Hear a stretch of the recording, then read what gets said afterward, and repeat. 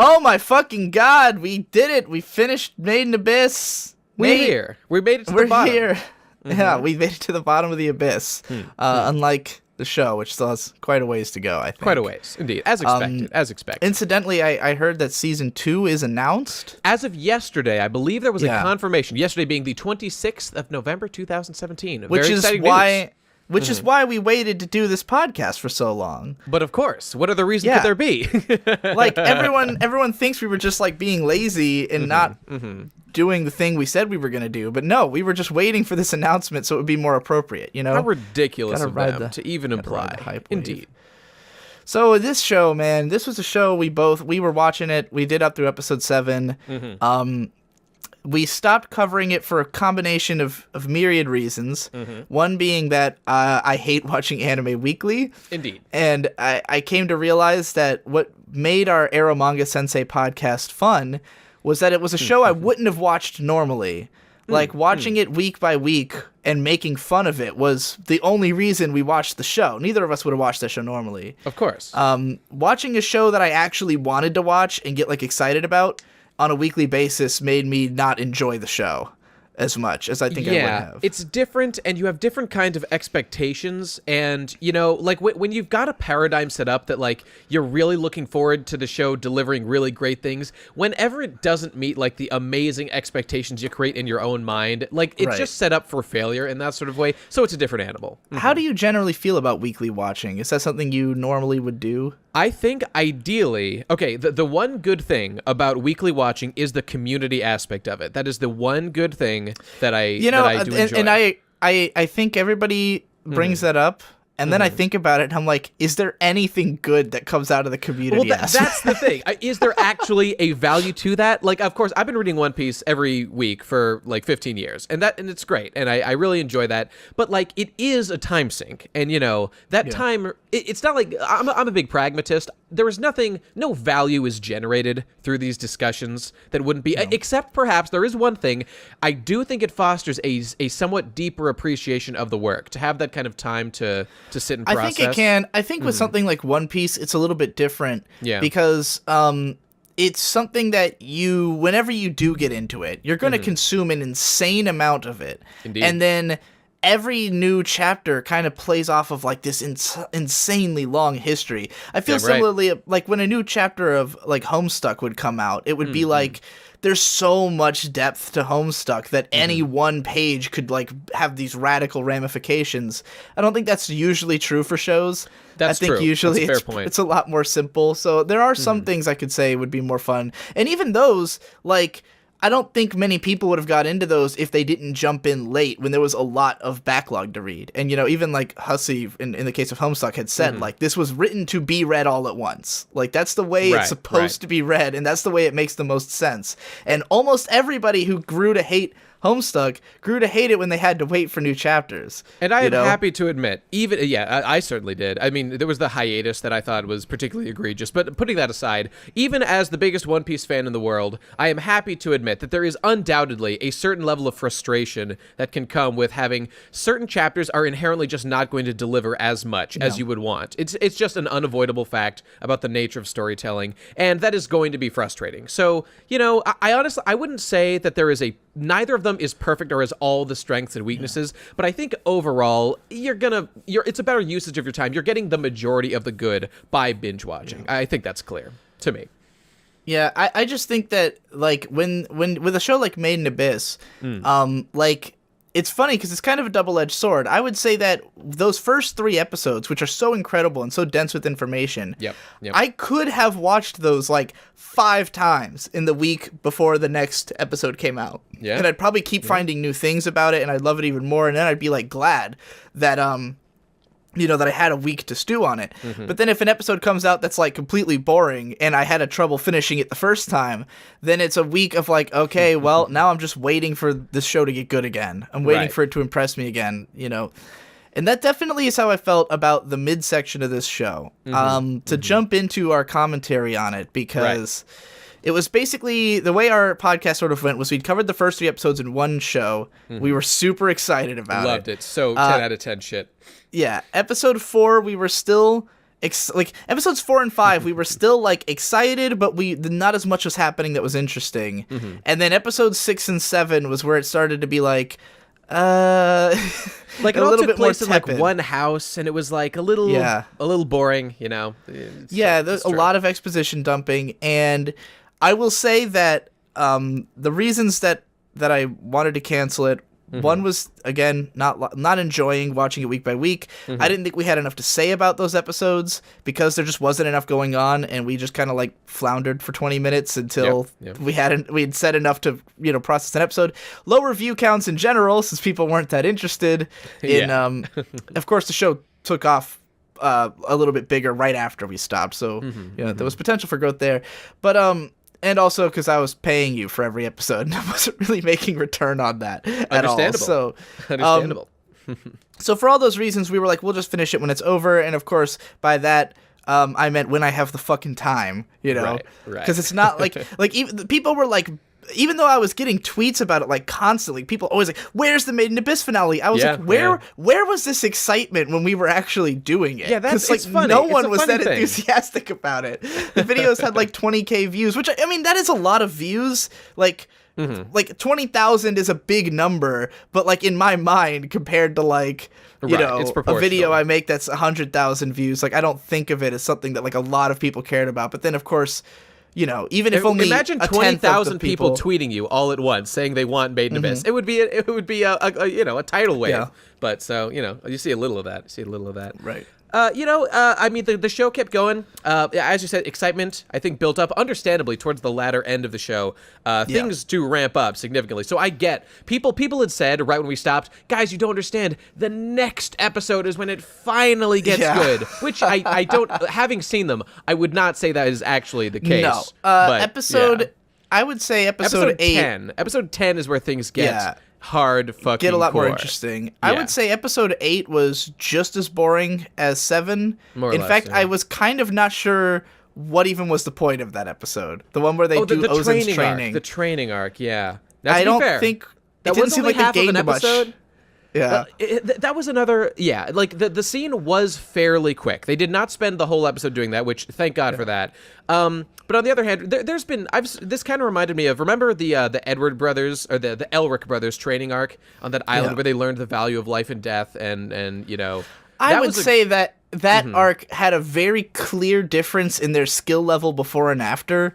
Sure. Whereas they learned what it meant way. to take a life, and like things radically changed for those characters in that arc. Absolutely. And like in this little training montage, it's sort of like we see them like doing basic shit that we just as easily, if we had seen them doing those things, not having seen this training arc, we would not have been surprised that they could do those things. Yeah. Like some of the like trapping and catching animals and shit like that they were doing. It's like, I would have believed they could do that already. I think there's a little bit. They didn't learn some new big technique or like radical change in philosophy. You're the not way wrong. the Eds did. You're not wrong at all. But I do think now that this has happened, we can sort of file off. They have now been trained by a white whistle in survival, and so now there's kind of an ephemeral like, yes, they've leveled up a little bit. Except that right after that is where they finally get wrecked. Yeah, it's true. So it's true. it didn't really help the whole lot. You're not wrong. Oh, by the way, I did. Wait, what? I'm trying to remember which episode was which. The episode where, where it was. I think it's episode 9, where they descend down and we see Rico alone hanging out with Reg, just trying to manage Reg's unconscious body. Yeah. That episode I really liked. The part where she starts tripping balls is a great scene. Oh, all the stuff that as the curse becomes more enriched as we learn more about it, that stuff was pretty interesting, and I was really glad to see more of that. And which there's even more when we see what's going on up at the surface at a couple times when we see that shit. That was good stuff. I really had a lot of, like, the midsection of this show, I have a lot of complicated feelings about, because, like, there was times where literally, like, scene to scene, there would be, like, a scene that I thought was bad and unnecessary, and then a scene I thought was great and well done, you know? And episode 9 is one of those cases where the part where she starts tripping balls, there's this huge color palette shift first. Like, everything becomes really bright. Because they get to the third layer, the, what is it, the sheer face or something, yeah. It looks really cool, and the way that it presents the like illusory characters starting to show up, and then like slowly she goes into this sort of nightmare. I thought it was a nearly perfect scene, and I say nearly because it was hamstrung by something that affects this show all throughout basically every episode after episode 3. The production going down. Yeah. Well, you're in not that wrong. scene, there's one shot that they use twice of a crowd, like a huge crowd, and it's like only the like 5 characters right in front of the camera have faces drawn in, and everyone else is just like an abstract blob. Yeah. And I was just kind of like, why even put that shot in there? Dude, if you couldn't did you finish like it? Did you like the pile of CG little like bunnies Oh, in that boy, episode? Like the what CG? like this I show, get it. I understand the necessity, but man, did that look bad. Well, it Holy was so shit. It's so weird going from like episode 1. You've got Fucking these Ghibli really shit. well, like the monsters, which were animated by Ko Yoshinari, sort of like famously because he's a very beloved animator. He did these really weird monster animations, and then to suddenly have this big CG hippo that looked like dog shit crawl out of a pond, and I was just like, what? And then like the part where she throws all the little things off of her. In a later episode, the like invisible silk curtain thing. Oh, that, yeah. All the CG, and I'm not like someone who thinks CG is automatically bad, but the CG in this show was bad. It's amazing how much lower quality the CG is than the regular animation. I mean, that's absolutely true, and it's extremely obvious. I don't know. In the case of the silk curtain, I kind of liked that effect. I mean, obviously it was good at indicating what they were trying to communicate. Did it look good? No. Would it have looked better? I liked the idea of it. Yeah. That's really what I'm trying to say. Incidentally, though on that episode 9, there was one great moment of animation, which is when Reg uses for the first time the Blaze Reap, which is the weapon that Rico's mom used, the Annihilator. That was pretty sick. When he jumps up, does a big attack thing after he finally wakes up. That I actually really liked that episode. I think overall, despite the failings of it, and when we get through the entirety of the third layer in that one episode. At the very end of episode 8, they're about to go down. Episode 9 is just the third layer. I really thought. This is actually really good because what they did is they condensed an entire layer's journey into one episode, and in the case of this, I thought that's really effective at condensing the ideas, so we get to experience a lot of new information in one episode, which is really, really good. And then the later episodes are more emotionally driven, in addition to like the new environment they get to, and like seeing the way that they have to I was wondering, like, how are they going to travel this like extremely sheer face? What's the going to be? And of course, there's a system of tunnels, and there's an extremely well understood pathway to travel down this cliff face that you can imagine. Like all the other, like Reg uses extending arms. But you can just as easily imagine all the other cave raiders who must have used like ropes and scaling equipment to get from like hole to hole as they keep trying to find passages downward. Really, really good environmental stuff in this episode. And yeah, man. And then of course you get it's a Rico solo adventure later on when Reg uses an Annihilator, whatever the fuck it's called, Incinerator, and is passed out. And I really like seeing her do things on her own. This was the first episode that I was actually impressed by her doing something, which I think was very valuable. Were you not? I agree. I was okay. I don't know if I processed that was happening as much as you did, because it was really like watching this span of episodes. I had a difficulty like fully paying attention because I was getting bored, and it wasn't really until that trippy scene that it kind of like got me back, and I was like, oh, something really cool's happening again, and I think I know exactly what is the problem with this show. Like, I have one big issue with it that kind of encapsulates all my problems with the writing of it, at least. Not so much the animation and all that. I think this show has too much plot. And it has too much plot for how many characters are in it. Do you know what I mean? I do.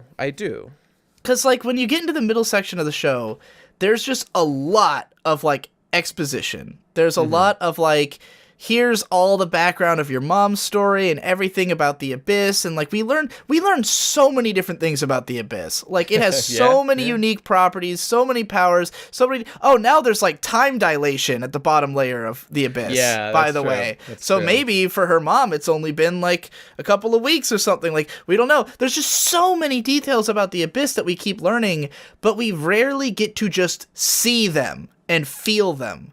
And it's because we have too few characters. Like, we can't... Like, we'll learn about, like, 8 different ways that the Abyss can kill you and never watch the Abyss kill anybody. Because we can't lose our 2 main characters, and there's not enough...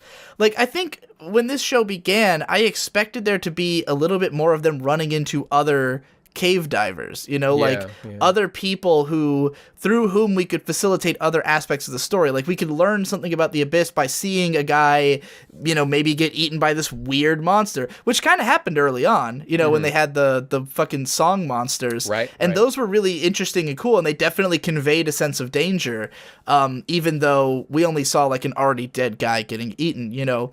We haven't had that experience of like, there's some character we kind of maybe know a few things about who interacts with our main characters and then gets like horrifically murdered by a monster. And that would really like amp things up a little bit, you know?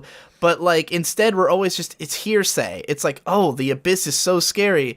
And it's not until like late into the season that we start to really see it. And like, at that point it starts to be felt a little bit more. And I think the show gets better as a result. But there was just such a long stretch in the midsection where it's just like exposition, exposition, exposition. And the exact moment where to me it became too much was the everlasting pickaxe being introduced. Because that was the moment where I was like, they were explaining so many different things that I didn't really care about, and then they're like, by the way, here's this giant magical fucking weird looking pickaxe thing that your mom used, and like now you gotta take it, and it's just like, well, we had been introduced to it in flashbacks on occasion. We know what the visual thing is. There's at least some connection to what that thing is.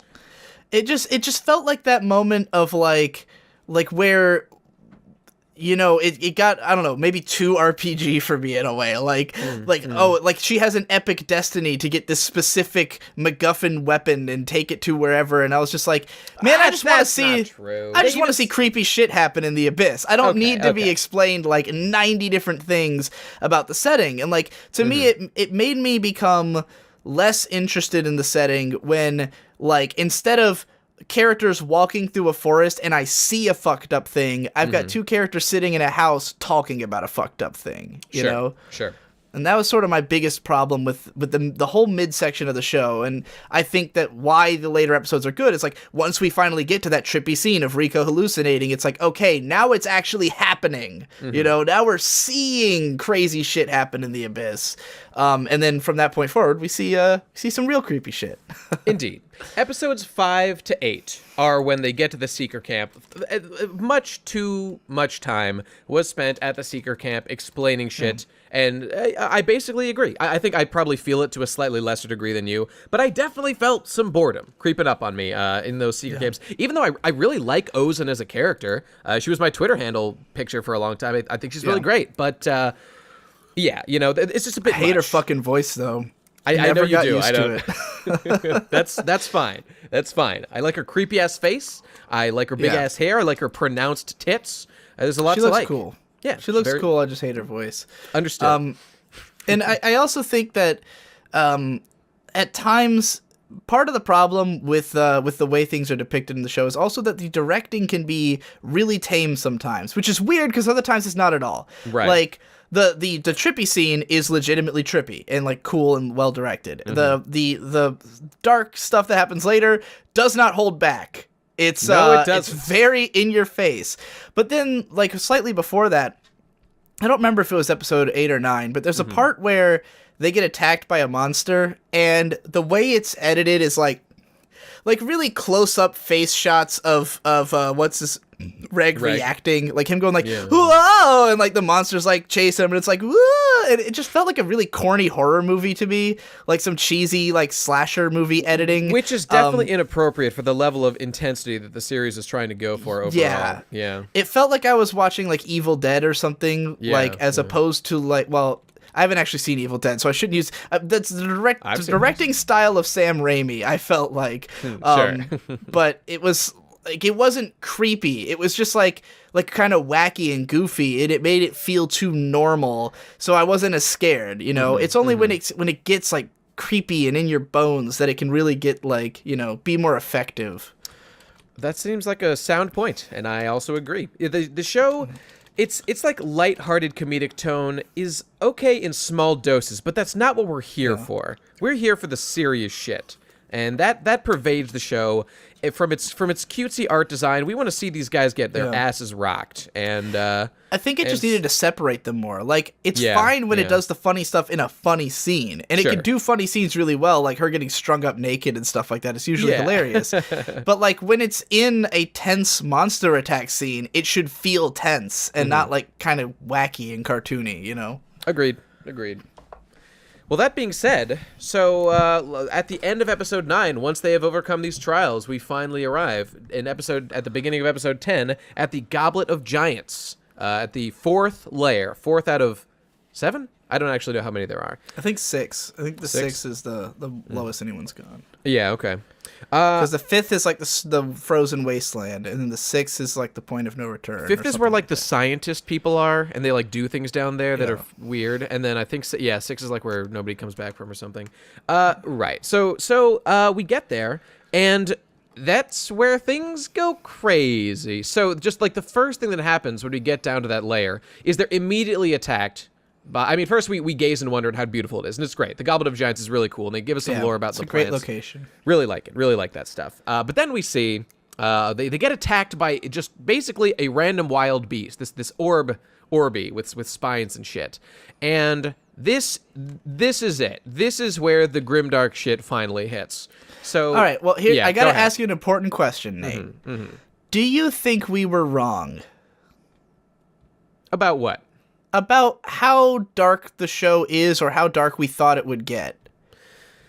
Well, I don't know. I don't really remember what my position was. Like, I sort of believed people when they said it would get pretty dark, but I have complicated feelings. Yeah, in the beginning, we were expressing that, like, this is a show we've heard is supposed to get super dark. Yeah. Around episode 7 was when I was saying, like, I don't think this show's ever going to be as dark as people say it is. Right. And when episode 10 came out, I was getting lots of people messaging me like, "Oh, the show's dark now. It's real, like it's real grim dark, dude. The fucked up shit's happening. You were totally wrong." Right?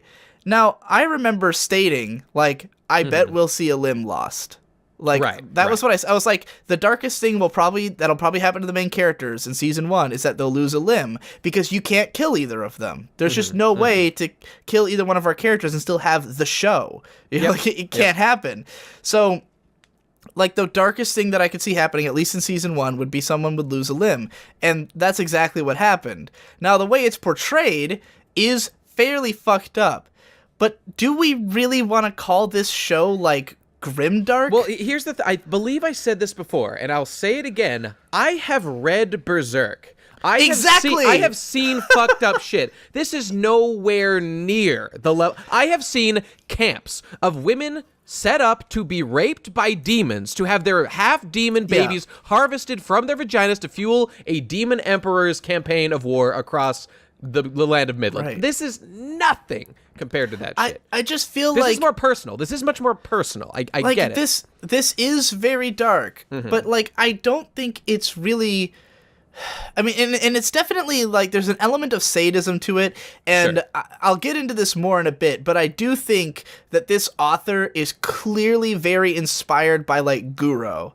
Like, I think there's a heavy element of, like, sexualized violence that he is into, and it comes through a lot to me. But, like, or at least fetishized violence. And, like, the way that the scene of her getting her hand infected is portrayed, what was interesting to me about it wasn't how dark it was, per se, but how real it felt. Right. That was what sure. And it's a great scene, because it really feels like you are watching someone die of a poison, you know? Like, how many times have you seen just a scene of, like, someone get their hand stabbed and they just shake it off? I like seeing a child, like, lose their mind at the fact that their hand just got impaled, because I sure as fuck would if that happened to me in real life. That's good stuff.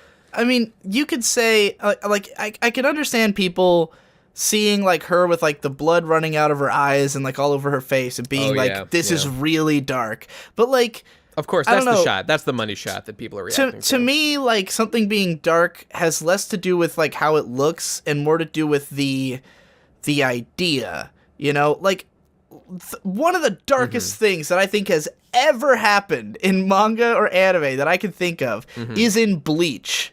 What's that? And it's when Mayuri makes that dude experience his own death for like an epoch. Right. Yep. He stabs a guy through the arm and then chest, and the guy experiences that over the course of like millions of years. You know, something similar happens in Naruto as well, actually, where like Itachi's one of the first things that the Sharingan can do, like the evolved Sharingan, can make you experience like torture for like 1,000 fucking years, which Kakashi did. So yeah. Interesting. So that's like that is so much darker conceptually than anything that could remotely happen in this show. But yes, it is a little bit like it's harder to stomach this because you like are watching a little girl bleed out of her face and like have her arms swell up to this huge proportion. But I also felt like to me, I didn't feel the need to like shy away. Like I didn't feel squeamish watching it because it felt so scientific, and that's what I loved about it. Is that it felt really real. What are your thoughts on this scene in general? Well, I've got a lot to say about the scene. First of all, I would say I absolutely loved it. I loved it too. It was the best part of the whole show, possibly with one exception, but we'll get to that later. I would say so. Yeah. Okay. So seeing first of all, I absolutely love, like I said before, the realism of seeing someone react to getting their hand impaled, especially like a 12-year-old child or 14 or whatever these people are. So that's great on its face. Secondly, it's the way that they deal with the situation. So once they understand that their hand has been poisoned, they realize they have to deal with this in some way. So they tie it off, of course, while Reg just tries to, I don't remember exactly what he does. I think he just tries to escape from Orby, and they can't at first or something. So they've got her arm tied off, and they recognize that this is going to kill her. She is going to die. They need to do something right fucking now. So that's when they decide, we need to chop this bitch's arm off. And immediately, when my first thought was like, okay, cut at the joint. That's obviously what you got to do. And this is actually plot relevant, that Rico specifically states, do not cut my joint off. I need you to break my bone, like higher up on my arm where it's tied off, and cut off at that point. And later on, it's explained that that's because Rico understands you'll have far more usage for an arm that has a little bit of your arm below the joint, as opposed to, if you cut it off there, you only have up to the elbow, and you lose that articulation of any kind. You want the Furiosa arm. Exactly. You want that at minimum. That's what Guts has, for example, in Berserk. Right. Like he's still got that articulation, and without it, he'd be in a much worse situation. So the pragmatism that is on display by Rika, wanting to continue her adventure, even like before it's explained, I recognize something was going on with that, and I'm so glad there was an explanation for it, and it wasn't just they thought you had to cut through the bone for no reason. So that was really great. And of course, there is the actual act of Reg. This was the most powerful moment for me. Like, I can understand up to the point. I can get that you need to cut someone's arm off to save them from poison. It is a different fucking ballgame to pull out your knife, crack their fucking bone, and actually saw through that thing. That is some seriously dark shit. And I think in that situation, I might let that person die because I am too much of a fucking coward to do it. That is entirely possible. I've never had to face this kind of shit, man. I think I could do it depending on what utensil I had. A small pocket knife might be pretty fucking hard to do. If I had like a sword and I could just lob it off, that I could see doing. It's the fact that he had to go back for multiple hacks to try to cut through it. Oh my god, I was and just the way it looked after getting hit on, like broken on the rock, that was pretty gross. The twist of the fucking arm, holy shit. That's probably the grossest looking thing. That and just the size of the swollen arm, like it's so freakishly huge. Jesus Christ! And like just the the fact that she's talking about like the tendons that you have to cut and like all the fucking bits that need to be chopped through to sever this arm. And of course, I was freaking out with the fact that he actually stops halfway through, and I'm like, just finish the job, please. Don't just leave it like that. And it's good that he didn't. But I'm actually really surprised. Like I thought I'd seen pictures of her with no arm. Oh yeah, there. Yeah. Like spoilers, guys. She keeps the arm. She doesn't lose it here. So this is all like this. this whole discussion is spoilers. That should it should be I'll treated as probably such. make that clear on the title of the video, like spoilers Yeah, for okay. everything, because Good. yeah, there's no way we're holding back here. But like, yeah, because I of course was spoiled for this immediately when it happened. Like, Oh, really? the I funny- didn't hear anything about it myself, but you probably heard Oh, more really? than I did. Yeah, I had no I idea. mean, first of all, the second the episode aired, I had 100 tweets telling Sure, me like, the sure. show's gotten dark, you need to watch it, and I'm like, okay, well, obviously something happened, and then like one trip to 4chan and like the whole front page was pictures of her with her yes. face bleeding out. So like I think I had seen some of those actually, but yeah, which like I looked at that and I went, oh, I guess that's kind of dark, but she's obviously gonna live. Oh, who didn't live when they were bleeding out of their face exactly like that? Who's that? Fucking Joffrey. Yeah. I've seen darker shit. I'm just saying. Yeah, Game you're of not Thrones, wrong. By a the lot way, darker than Made in Abyss. I do. The other element of this equation that I forgot, I just remember the way they escape the Orby is he does a vertical escape, which of course triggers the curse to impact Rico, which is serious shit. And of course they're on layer 4 now, and so this is really good. We actually now get to witness the effects of the curse, which is very important that we see. And so we see her bleeding from every orifice, and as you said, it was quite effective in making the scene even more serious. From the curse. I thought that was just from the poison. But Digi, what the fuck? How could you possibly not? They say in such explicit terms that this is because of the curse. How the fuck could you not get that? I was really How bored were you? Jesus Christ! She just got her hand stabbed. What the fuck were you looking at? God damn it! All right, look, I was really high when I watched that episode. Wow, what a surprise! Digi High, bro, back at it again, reviewing anime. What a legend! I loved the scene though. I just thought it was poison because I thought it was like the poison was coming out of her face. Guys, weed does not make you smart. It does not make you insightful. purple. Here's your evidence. That's not true. I took a fuck ton of notes while I was high, like an insane number of notes, but they're like all about visuals and stuff. But yeah, like I might even do well, I won't talk about it. Well, okay. Well, the point of that scene is it's good because it shows the curse in effect, and that's good. We want to see that shit. Yeah. I feel like it would have been nice to have seen that before this point. Agreed. As Actually, opposed to having it explained at so much length. We do see it the previous episode when she's walking uphill and we see the hallucination. So that was good too. True. But Yeah, but like I said, that's the point from which the show got picked back up to me and became interesting again, after quite like a good almost 6 episodes of kind of middling, okay, sometimes it's fun, but for the most part I'm not that intrigued, but like then we finally get to like, all right, now we're seeing the things we've been having hyped for us for fucking the entire show, know. Yep. But yeah, I thought that the whole arm scene is great, and it was really what made it great to me was how long and how detailed it was. Absolutely. Just that, like, we saw every step of it. It never cut away. It never was like, oh, and then, like, I expected, she'd get infected, and, like, when he has to cut off her arm, it'd, like, cut to black. That's what, like, most shows would do. Nah, man. No, we watched this dude. It's like 127 hours. Have you seen that movie? Yeah, I did, actually. It was pretty good. Pretty good. Another great arm cutting off scene in a movie. That man cut similar. off at the joint. That man knew to cut off at the joint. Yeah, well, he was not intending to continue his adventure. Yeah, which that man did go on to climb again after that, but that's neither here nor there.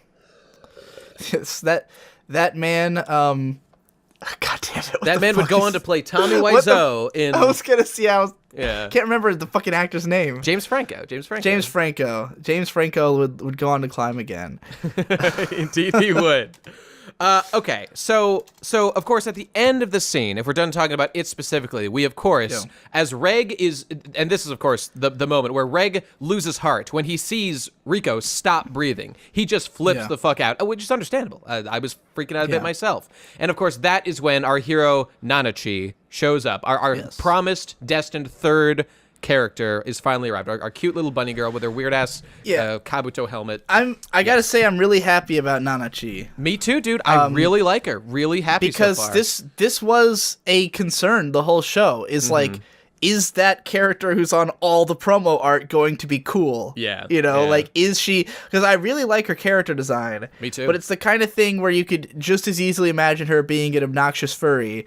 I was afraid she was going to be like a little goofy, mascot character, but no. No, she's great. She's the darkest of all of them, which is really great.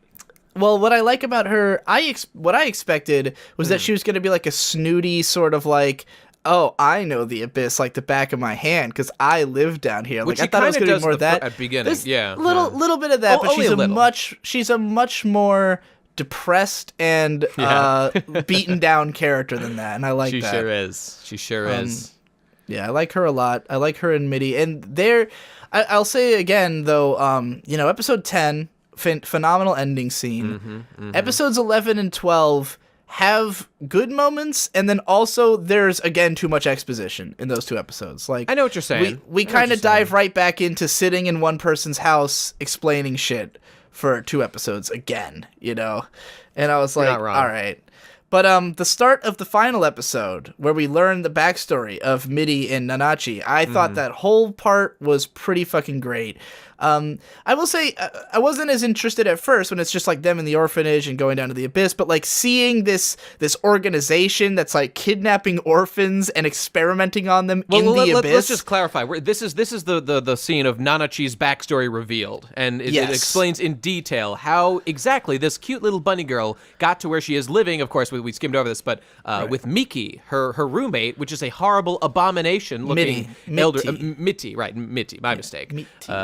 Her weird ass roommate who has the ability to grow toxin or toxin removing antibodies or something within her body, which is very interesting. The backstory of these two is that they're both orphans, and there is some seemingly relatively large organization of led by this white whistle guy who's pretty cool looking.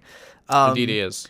He's got a very distinct Bondrude or something. He's got a very distinct whistle that looks like. By the way, we see a little bit of all the white whistles here and there. Their names are mentioned, and we see them all very visually striking, all very cool looking. They make me very hyped to see more of them as the series goes on. This show has taken the shonen action show approach to like the older generation. Damn that right. like they're just the main characters who've grown up, of a previous shonen action story. It's so true. Oh, they're all fascinating. I love them. But this dude runs this big group that's basically... And they've got these fucking names. I'm sorry, I have to interrupt. They've got these names like Bondrude, the Sovereign of Dawn. What the fuck does that even fucking mean? Ozen, the Immovable. Okay, fairly clear. Liza, the Annihilator. Okay, I please explain. Please explain what the fuck. She won a war, didn't she? Didn't she like kill everybody from some other country? Hers is fairly straightforward. I'm sure. Like she's talked about how she single-handedly like wiped out armies and stuff. I bet we will learn why that guy is called that. Sovereign of Dawn. Okay, here's my This show is so eager to give so many world building tidbits that there's no way we're not going to learn why that he's called that. You're absolutely right. My theory right now is because he's like he's pushing he discusses how he in the abyss, he is the one on the front lines pushing humanity forward to explore the abyss. So he's the sovereign of the dawn of tomorrow. I don't know. That's my fan fiction. But anyway, we learn about him in this flashback. Yeah, and his thing is that they're not even kidnapping. They're getting these orphans to willingly agree to do this. They propagandize a bit, but they do agree. It's basically double talk. They're telling they're making what they're doing sound noble, which is what everyone does in this fucking world. Right. It's all just glorifying the abyss when you're guaranteed gonna die one way or another.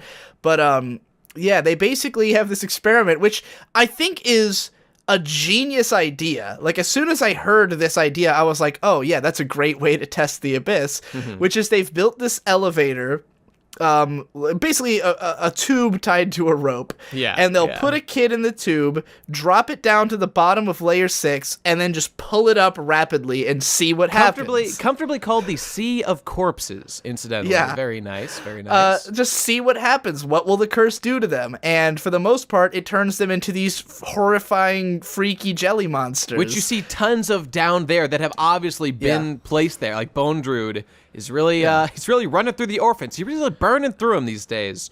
Yeah. What a fucking monster. Well, and then he sort of he follows their life signs to see how long they'll survive, if anything could kill them and stuff like that, as we learn at the very end in the stinger, which is pretty cool. That was a good foreshadowing, I think. Definitely. Good way to rope him back into the plot. somehow, and sometimes in this show, I feel like I'm getting too much information, and sometimes I feel like I'm getting too little. Like, like when the force field was introduced, and we were like, hold on, what's this force field? We've been questioning what the fuck exactly is the deal with this thing all along. Yeah. It's very mysterious, and none of the characters really understand. But there is this scene, like you referenced before, where Nanachi explains as best she can what the fuck it is, and it's this field that fills the abyss, sort of like a liquid, and it intentionally is built in such a way it's like a trap or something where you can easily sink down into it, but when you try to rise up through it, it's got little hooks that go one way and they'll hook onto you, and as you try to rise, the effects you experience are you going against this flow and fighting the curse. So it pulls you downward. the same thing that's keeping things in the abyss is also what keeps things out of the abyss, essentially. I guess. Oh, and incidentally, in one of my favorite moments, or rather, everything could go in, but nothing could come out. Right. And just to touch on this before we dig that a little deeper, there were several scenes where we see kind of characters from the surface, which I actually was really glad to see. I'm glad that we haven't abandoned them completely in the narrative, and we cut away to them on a few occasions. I'm glad they're still there, but they haven't done anything. So I kind of feel like, are these guys going to do something eventually? I don't think they will do anything. I think they're there to inform us as the audience about various facts, which is what this scene is about. So we actually see what we were worried about. That kid, what was his name? Kiwi, like the little kid who seemed like he was fucking dying when they left for no reason. And there was that talk about the birthday curse or something. Yeah. And so they're like, oh God, he's dying for real. We need to do something about him. And like Master or the other kids from the orphanage, they take him to like this doctor ship outside the island, away from the abyss. And just by taking him away, he is immediately fine. So the curse, we learned something very interesting about the curse. It is extremely localized, and it can, like, all its effects, maybe, more or less, can be undone, which makes me wonder if the curses could be undone if you, like, took someone away. I didn't even think about that. I didn't even think about that was what it was trying to communicate, but that would be interesting if that's true. Yeah. I'm interested to see where that develops. It was kind of weird that they threw that in there when it didn't seem necessary at the time, but it's just, I guess, building towards something. I think so. I could say that about a lot of this show, actually. That it gives us a lot of details that you can say, oh, that'll probably be relevant later, but why did we need to know that now? Which is probably why so much of the exposition gets to me. Like, I'm sure a lot of it will be necessary to know at some point. Yeah. But it's just kind of like, give me more action first, and then you can, just intersperse this a little bit more. Right. It's about a pacing issue, really. Yeah. So as you were talking about, so to finish Nanachi's history, so an experiment. She was one of these orphans that Bone Druid was experimenting on, and so she and her best friend Miti, were put in these two capsules together, lowered down, and then through some mysterious process that science accomplishes. This is the part that I was talking. This is why I brought up that sometimes the show doesn't explain quite enough. They've got these two tubes, and the guy's just like, oh, these tubes are set up so that the curse will only affect the person on the left.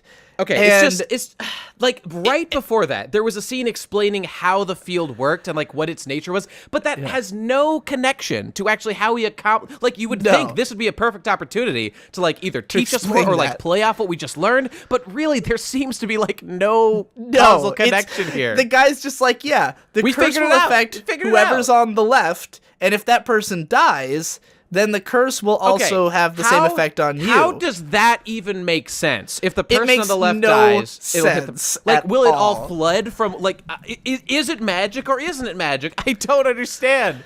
It was very contrived, and I mean, other than that, I love the scene because it's dark and fucked up, and we watch a little girl transmogrify into a fucking horrifying monster.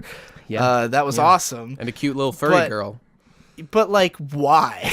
Why did it happen that way? It makes no sense that the tube would just somehow the curse only affects one side of it. The most charitable I can say is that we've learned that, like, the curse is a physical thing that can be manipulated. You can fuck with it in some ways. We don't really understand exactly how, but it can be done. And that's really, like, what we seem to be learning here, I guess. Right. So, the thing gets pulled up. One girl turns into a bunny girl for some reason. The she other got a girl little turns bit of the into- curse. I don't know. Why does that make you a There's bunny no girl? explanation. I don't know. Yeah, the other girl gets turned into a horrifying, mindless monster. But what really, like, that part was cool, especially the fact that they depict the transformation in grotesque detail, which was pretty fucked up. I'll give people that. That was pretty dark. That was pretty fucked. Yeah. I don't see a lot of that. That was like the end of Akira, you know? But with a cute little girl. Oh god, I'm watching it right now. I'm watching her fucking just collapse into a pile of fucking goop. It's fucked awesome. up. It's Jesus really Christ. cool. It's good But shit, man. even cooler than that is where we find out that, and the guy, like, you can tell how far disconnected the White Whistle dude has gotten from, like, reality and empathy in the scene where he's explaining, like, gleefully to her friend, like, oh, we found out she's immortal. So, like, we've basically we've killed her, like, 9 times. Like, they're looking at a pile of her fucking remains with blood everywhere in a fucking room. Like, hey, we did it, team. Look how fucked up your friend is, and she's alive. Wow. Yeah, what the fuck, dude? Like, I'm sure he understood that she wouldn't be happy to have that knowledge, but the fact that he was explaining it so gleefully is like, do you want her to hate you as much as possible, like, dude? what's weird is that he seems to have some real affection for Nanachi. Like, he's nice to her. Yeah. And he, like, pets her. He's like, yeah, you're my little buddy, you know? I don't know, it's weird. I think maybe he wanted her to take the MIDI away and try to get her killed. Although, I don't know.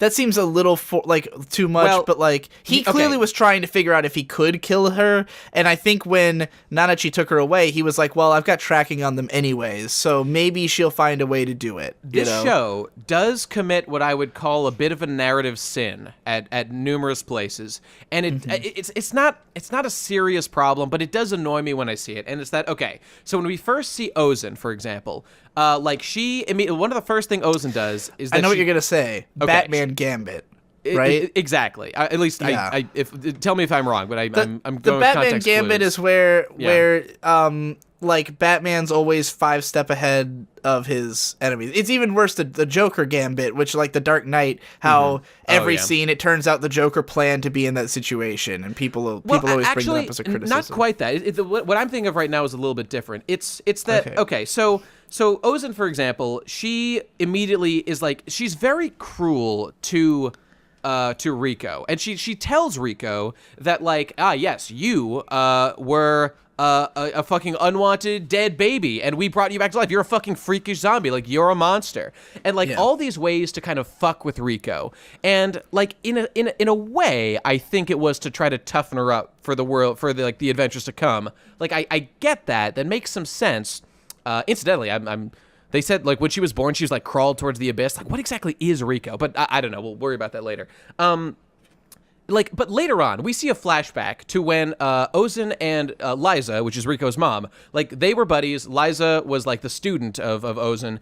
And she says in no uncertain terms, like, after, like, Rico's gotten over this and the plot's moved on, everything's resolved, at that point, we see a scene where Liza says, by the way, please tell Rico that she, was a zombie, because I want her to know that, so she'll be tough and she'll, like, get over it. So what this is retroactive, like, permission giving of the character in such a way that when we saw the scene, it looked like Ozen was being a dick. But in Ozen's mind, she knew that, no, this is exactly what her mom wanted for her, and there's nothing wrong with doing this. And the show does this in a couple ways that I think kind of like retroactive. As I watch back, I'm like, why was she such an asshole? Why didn't you just just say, like, yeah, my mom did this? And it's the way the story presents it, as if, wow, Ozen's so evil. She's so fucked up. This is part of why I was accusing the show, particularly in that part, of being like a shonen manga. Because you see this in shonen manga all the fucking time. All the time. Where, the character's like completely convincingly a huge villain, and then because that character is like popular and the artist wants to do something more with them, they sort of excuse all their actions as like, oh, it was all planned, it was all just to get you in this certain headspace. But it's like, that was not, it would not have been portrayed that way if that had been planned. Exactly. Exactly.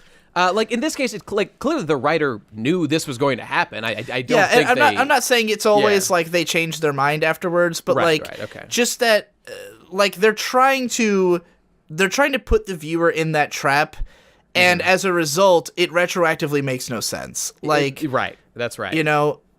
it's kind of like the I was just pretending to be retarded meme of like, you know, Indeed. like a character is doing something so inane that like when they later explain, oh, I was doing that on purpose, you're like, but it didn't look like it, you know, like it didn't. I can't go back and watch the scene again and go, oh, there's a lot of tells, you know, there's not that.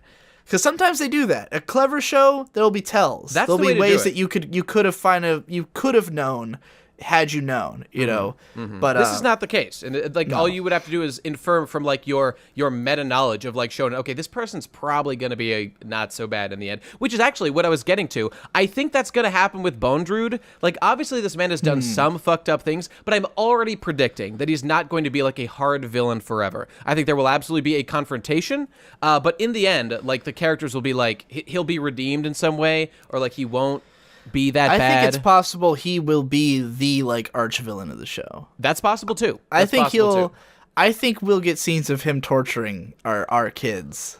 Ooh, you think so? But Yeah. What purpose would that serve to do such a thing? He's a very pragmatic guy. We got Rico, who's a fucking child of the abyss. A lot of experiments could be right. done on her if somebody finds out. Oh Lord, You know? that's a good point. Yeah. Well, don't run your fucking mouth, Rico, you dumb bitch.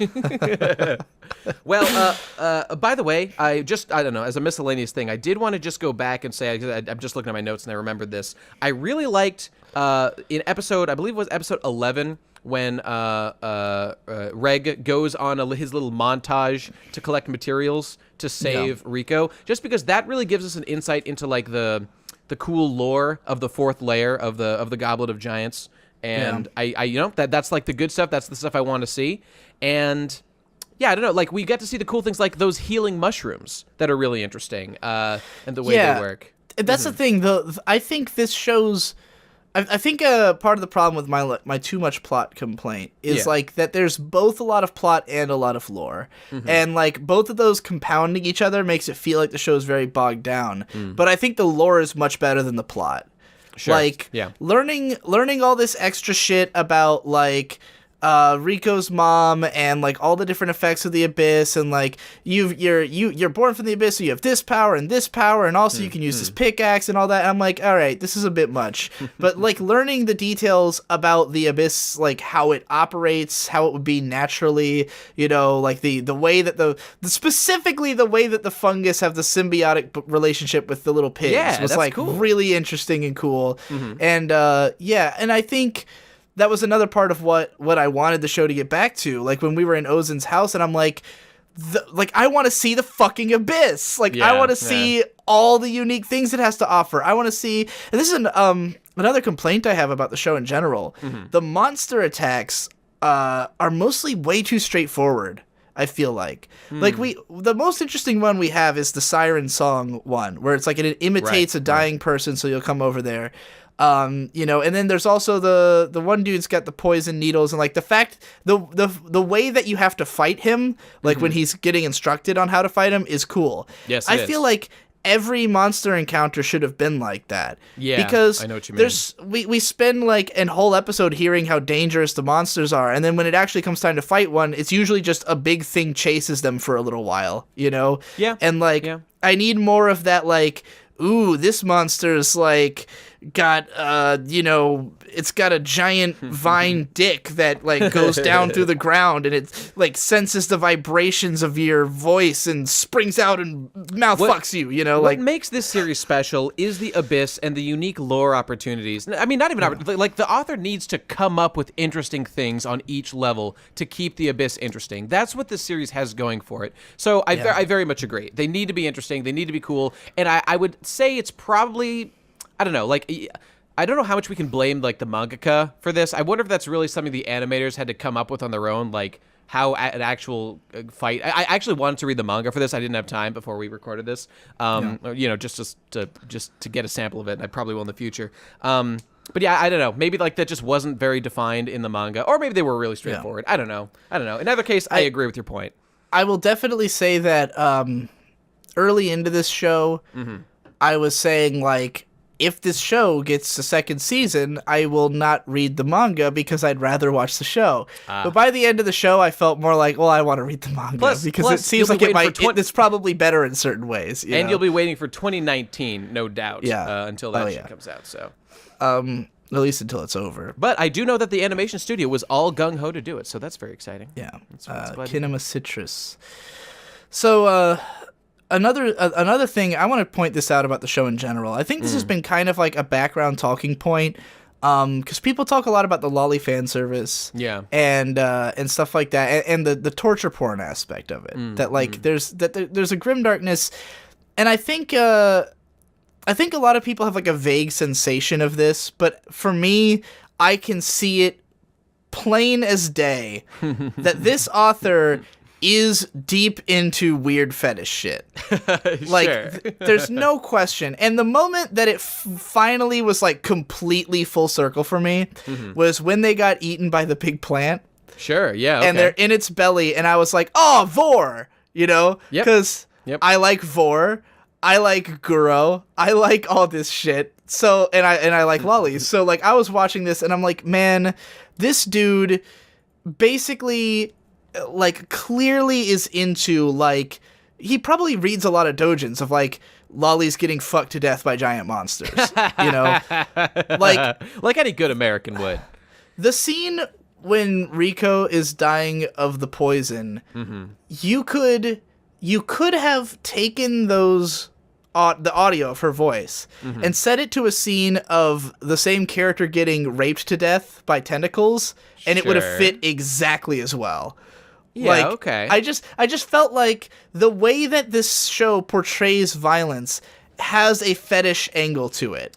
There's definitely an angle of like, I mean, the fixation on showing us that she had pissed blood and then later showing her literally pissing when they're operating on her hand. And granted, it's realistic to show that. Like, that's what's interesting about it. Like, that is the fetish, is that it's realistic and, like, it, like, fully embraces this grossness of the human body and, like, how, like, the human body's, like, fragile and gross and fucked up and, like, if you get poison, your hand might fucking swell up to this, oh, that's so cool, you know? And, like, but like, this show is basically taking the, like, mentality of, like, Guro and Vor pornography and of course with lollies, and just, like, stripping out the porn element and putting it in a show. And I think that the reason it unsettles some people is that they can kind of detect it.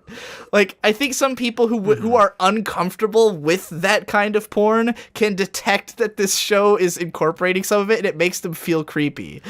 And that's why there's so many people who complain about it. I certainly know what you mean. Like, look at this picture I just screen capped. This is from the last episode. Like, look at what Rico is wearing here. Like, what the fuck? It's like a tiny piece of cloth barely covering her nipples. It's like any other show. What about Mitty in the flashbacks? She was fucking stacked for a 10-year-old, first of all. She was stacked. I noticed and all the orphans are wearing, like, literally, like, tiny little cloth, you know?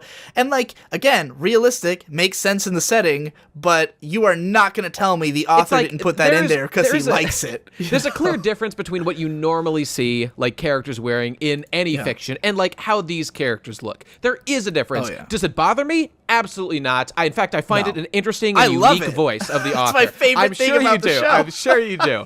I legitimately find it like an endearing quirk to the show. And does it kind of unnerve me a little bit? Yeah, a little bit sometimes. It should. I think it's supposed to unnerve you because, like, it adds to the creepiness of it. So much pissing of themselves. Like, I think why I was in the beginning, like, thought that the show would be dark is because, like, the fact that she lives in a torture chamber, literally. Yeah, what the fuck was that about? It just speaks to a weird taste on the part of the author. Absolutely. That, like, a guy would set something like that there, and it makes you go, okay, that's what you think about. You know, you think about, oh, wouldn't it be cool if she lived in, like, a torture dungeon? You know, and often brought up is the whole punishment of stringing her up naked. Like, does that make sense? I mean, I sort of get it. It's totally like a weirdo thing to even have that be the idea of how you punish children in your fictional series. But again, it's interesting and adds flavor, and I do like it. I like it a lot.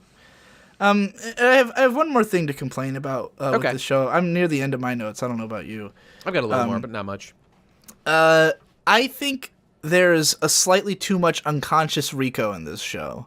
And because wasn't she unconscious during the Ozen fight, or was she just incapacitated? She got incapacitated, but to be fair, that was only for a minute or two before she was back up. Yeah. She's unconscious for a few episodes in the back end of the show, and I think the thing about her absence this show was felt and was unfortunate for sure. It's felt, and I think that the reason it was done is that Riko's personality controls the tone of this show. And because the thing about the show is that it's an insanely dark setting, dark things happen, but Riko is so positive about all of it because she doesn't care that it's dark. Like she knows, she expects that, but she's gonna deal with it. You know, she's prepared to die down here. Yep. Yeah, she got her arm poisoned, and she made the snap decision: break my bone there. You know, like that's the way she thinks. Give me the massively more painful option so I can continue on my quest. Respect that. I respect that. But for her to be then unconscious for several episodes, we lose out on that enthusiasm and that warrior spirit. And I feel like it was done on purpose to make this arc a little darker so that we could have this period of like unrest of where like, oh, something really fucked up just happened and Riko's badly damaged and out of commission. Like now we're in this sort of dour mood and she doesn't wake up until after we've killed Miti, you know? Like, but to be fair though, it gives space in the narrative for us to get to know Nanachi more, you know? Oh yeah, no, I agree. I don't ultimately think it was a bad idea for that arc, like to get to to get to Mitty's death, to get to this really emotionally charged scene that Riko wouldn't have been a fitting participant in. Definitely true. Yeah. But it's such a strange feeling when after that, like, you know, we have this incredibly dark, dramatic scene, and then it's like Riko wakes up and she immediately is like, adventuring's fun, you know, like, yeah, my arm is broken, but that kind of sucks. But that, hey, to me, that enhanced the darkness of the tone because you so clearly feel the juxtaposition of the horrors that we just witnessed versus Riko's back and everything's okay again, and like the characters don't really want to talk about what just happened. I actually really like that that tonal shift that happens there. I hear what you're saying, but you know, I think that some good things were achieved through this, but I see your point as well. I don't think it's all bad. Yeah. But you know, I think Riko's personality for me is a lot of what makes the show fun to watch. You know, it's like seeing this girl so gung ho about this setting. You know, and like without her, it's just a normal fucked situation. Reg is a bit of a pussy. He is a bit of a pussy sometimes, you know? And he's kind of more like woke to what's going on. Like he's a little bit more of a character who is like oh, you know, these things that they're making you guys do are wrong. You know, like I think he recognizes it a little bit more. And Riko is like, her mind is poisoned sort of to the point that like she could never doubt the abyss traveling, you know, like Riko is like a girl who was raised to believe that pedophilia is just a beautiful way of life, and that's why we participate. Yeah, that's why you're a part of it, Riko. You've been indoctrinated into believing this shit. You know, it's and like she's drank the Kool-Aid. But it also makes her fun, damn it. It makes her fun. It's what makes her such a good character because, like, you think about how, okay, like, that's incredibly fucked up, but, like, that's also, I mean, that's what real life is. We're all complicit in shit we shouldn't be just because we are, you know, we've been raised that way and we want to protect our way of life, you know, so I think that that's what makes her and the setting interesting. Is like the most cool thing about the setting of Made in Abyss is the brainwashing. It's the way that the culture has taught these people to do this. And so to take out that element, it's just like, oh, now we're just watching a bunch of characters like mope about how they've been put in this shit situation who all recognize it. And again, I don't think it makes the show like worse. I just felt like, you know, having Riko unconscious for whole episodes, you know. Yeah. I see your point. I certainly see your point. So you kind of skimmed over it, but I want to go into this in detail. And it is the scene. It's the resolution to the Miti arc, and which is great. Which is the reason I was hesitant before to call the arm cutting my favorite moment in the series was because I had a feeling that was why you were hesistent. Of course, it's also of course. A great scene. What else could it be? So So we've learned, as we said before, that Miti is basically immortal. You know, they have tried to kill her in various ways. Back when Bone Druid was experimenting on her, Nanachi escaped with Miti and made her all the way from the fifth layer up to the fourth, which is, you know, kudos to her. Which, by the way, do you think she's immune to the curse now that she's been transformed? Because like that's a lot of height and going. I'm upward. wondering about that too. Yeah. Unclear at this point, but nonetheless. So Miti at one point, Nanachi comes out and says to Reg, I have tried many times to kill Miti because I feel that keeping Miti alive in this form, this weird gelatinous mass that's, you know, maybe slightly cogent, but really like probably suffering to live as this, and in a totally like embarrassing, like what's the word, a non-dignified life. I really think like the moral thing to do is to put her down, is to end her pain and suffering. Man, I gotta say, the most depressing thing, like the most depressing moment of realization of this show is like that Nanachi like took her away from a place where people were experimenting with how much they could try to kill her. Only to then go and do the same thing. Like, out of a legitimate desire to kill her, she ends up just torturing her, you know? To a dude for a while, but she has given up on that, which is good. Yeah. And basically, that's what she's been living for. And her suicidal tendencies are apparent, are evident. Yeah. She does not love this life that she has, and she takes care of Miti. You know, that's her purpose in life right now. That's her treasure, as she phrases it. And so, when she sees what Reg can do with his incinerator, she recognizes that Miti has lost one of her eyes previously, and it was due to the effects of a relic that was apparently very similar to this effect that that the incinerator has. So she says, Reg, please kill Miti, and she asks him this favor. And so they you know, go back and forth for a bit, but eventually Reg says, well, like, okay, I if you say that it's morally the right thing to do and you accept this, I suppose we can do this. So they set up the scene where they put out all this fucked me up, dude. They put out all her favorite fucking toys. Animals. All her favorite fucking toys that she loved because she's not completely gone. Oh God. My very first thought when I saw her laid out on the carpet with all the stuffed animals was, this is exactly how I want to go. Yeah. Like, if I had to be put down in a execution, I want to be surrounded by all of my favorite stuffed animals. Like, it's like the cutest way you could get executed. It was pretty harsh. Okay, so she sets it up, and they're like, okay, they like Miti's all. I'm legitimately tearing up here just thinking about it. She sets this up, and she's gonna. They're about to shoot it, and then as Reg's about to fire his incinerator, God damn it, fucking Nanachi like loses her nerve and just runs out and is like, "I'm sorry, Mitty, I didn't mean it." Oh fuck. This really, I wept like a fucking baby at this scene. I really did. I really fucking did. Jesus Christ, man. This is too much for. That's good. Oh, God, this is the real shit, man. Yeah. So it's okay. All right. I'm floundering here. Okay. So she gets back out of it and she's like, okay, like she makes her peace. She says like, I love you. You're my best friend. I'll never be apart from you. And then she goes over to Reg. She's like, okay, fucking do this shit, dude. And he fucking does it. He fucking incinerates her, and Miti vaporizes and is in fact dead. So her life debt is paid. She has done it. Now I actually do not have all positive things to say about this event because the situation I described before. Okay, so you know, like Reg falls unconscious, and then she drags him back to the house, and then when he wakes up, yay, Rico's awake. Hooray, everything's great. We're happy. So it looks like everything's been resolved great. So they go on beyond this to talk about how Rico had some dreams. Rico had some dreams when she was unconscious because Miti was very fond of Rico and was like rubbing up on her. She wasn't hurting her. She was just kind of hanging out with her, and she really liked it.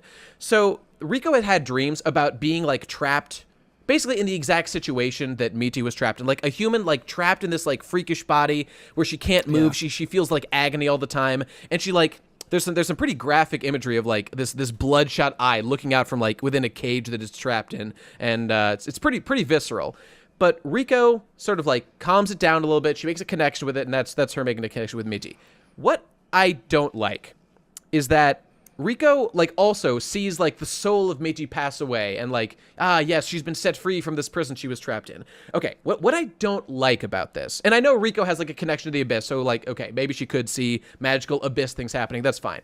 What I don't like is how the narrative has, like, now gone out of its way to clearly say, warning, warning, all viewers, we want you to be aware. Nothing immoral has happened here. Attention, attention, all viewers. Everything was perfectly above board. There is no moral confusion here whatsoever. Yeah. That was a bit on the nose and a little tactless, and I did not like it. As it was happening, I was just thinking about how fucked up it would be if, like, he didn't quite blast all of her and like a few cells survived and she had to regenerate completely and he had to do it again. That would have been really fucked up. See, that would have really made it grimdark. Exactly. There are serious moral issues at play here that the show does not run away from, like, for the majority of them, but, like, there is a possibility that Miti is actually, like, a happy, just, you know, maybe, like, a low-functioning intelligence, just like a beast. But, like, you don't put down, like, a dog just because it's, like, got the intelligence of a dog. That would be, you know, immoral. That wouldn't be right. You should. right. Kill them all. But, so, like, there's a real moral question. Like, the reason that we, in the narrative, are justified in killing Miti is because we're told Miti is suffering. Miti's life is not okay. And, frankly, this needs to happen for the narrative to move along so that we can have Nanachi join the party, as she does afterward. So, like, Miti needs to go. And I was thinking, like, okay, how is this going to happen? What's it going to be? And I just think that I much prefer the moral complexity of not telling us in such explicit terms that I nothing would have bad preferred happened that here. too. Right, I really liked the idea that what they were doing was kind of fucked. I agree. I totally agree. Because if I was in that situation, I would also have thought we need to kill her. Like, that has to happen. And I would not be so sure that it was entirely right. I would have done it, but I wouldn't have been, like, had that reassurance in real life. And see, and then, of course, like, related to this also, so Riko was woken up, and Riko's arm, thanks to those mushrooms, has, you know, it got all that fucked up shit that happened to it before. She doesn't have full functionality back, but the arm is attached, it is basically healed, and she has at least some movement in her thumb, which is, like, the most important digit. I was really surprised that that the consequences seem so comparably minor for the loss of the limb. That's exactly what I'm talking about.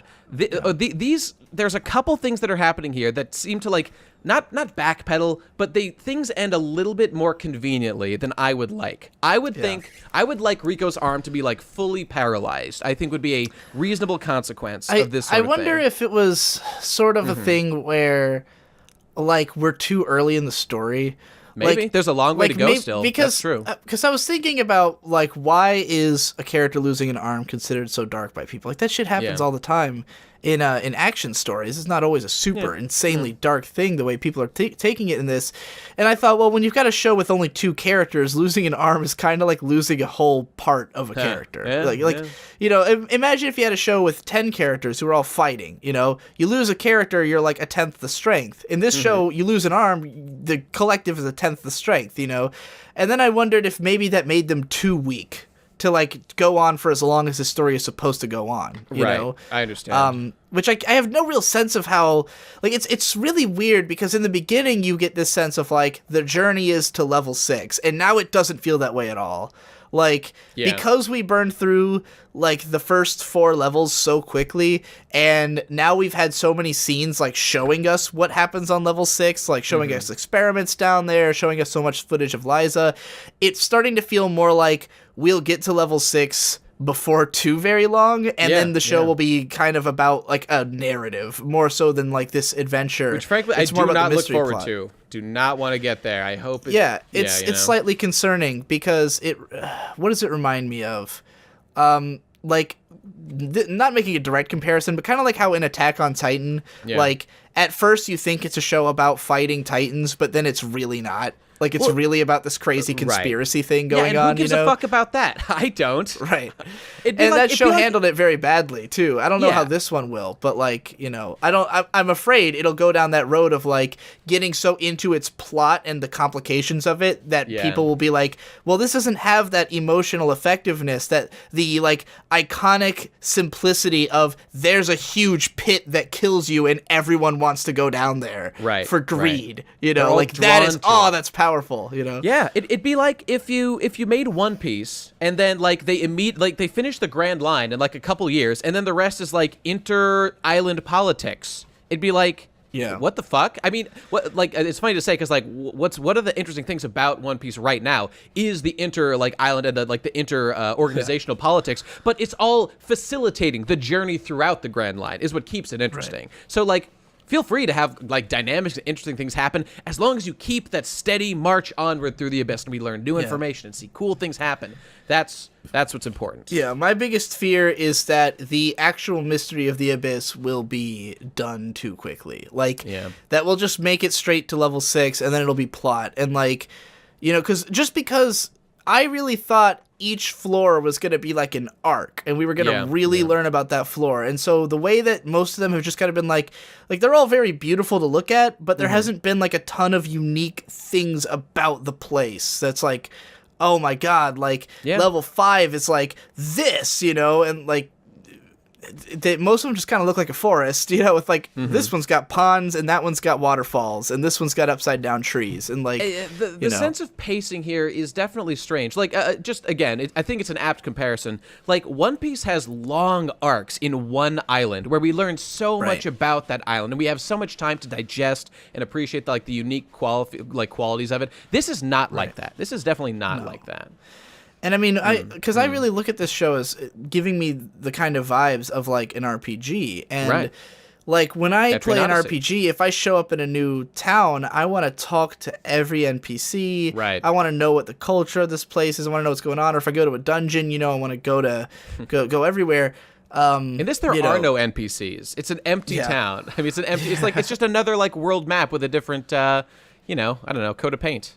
Which is, I'm underselling it because I actually really do like the different environments, but I mean, it is kind of more like Etrian Odyssey in that regard. Like, Etrian Odyssey is just you go down an infinite series of dungeons. There's no like exploration of like a world, Well, that's not entirely true. I played the Sunken Kingdom, and there is a narrative, but like the every level it's just like like a new map that you explore, and there's probably going to be something kind of interesting about it, but there's far from like depth to like the lore of each level of the floor or anything, and that does feel a bit similar to this at the moment. One more compliment I want to pay to the show. I thought aside from the last episode is all around pretty solid. Like aside from the one thing you complained about, I do think that's not a major complaint, by the way. That's a slight annoyance. So I don't want to get too crazy. But about the ending is really. I love the idea of them sending a message up as the ending. Oh, that's so good because it takes us through everything. We connect back to our boys. Yeah, and we see everybody. Yeah. We see every single floor they've been through, all the monsters that they've fought, all the people that they've met. Help the letter on its journey upward. That scene is great. You feel a connection there, man. And that's great. The fucking music in that scene is phenomenal. Yeah. Just like in episode 1, where we have that big soaring music when you first are introduced to the town. It's like a mirror scene to that. God, I fucking loved it. That's what I want, I'm man. Sad. I will say that this show has an amazing soundtrack, and I kind of feel it's underutilized.